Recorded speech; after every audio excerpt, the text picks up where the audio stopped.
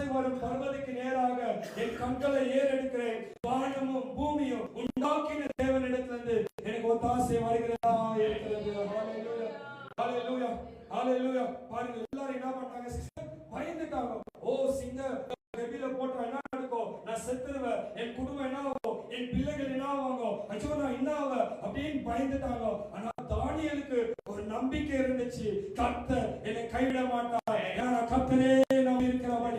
ஹalleluya ஹalleluya. பாருங்க, இந்த மாதிரி ஜனங்கள் எல்லாம் என்ன பண்ண மாட்டாங்க சிஸ்டர்? ஆவிக்குரிய வாழ்க்கையில வளர மாட்டாங்க. வேதம் சொல்லுது, நீ காலாட்களோடு ஓடாவிட்டால் நாளைக்கு குதிரையோடு எப்படி ஓடுவ அப்படின்னா என்ன சொல்றாங்கன்னா, ஒரு மனுஷன் கூடயே நீ ஓட முடியலன்னா நாளைக்கு குதிரை கூட ஓட முடியுமா?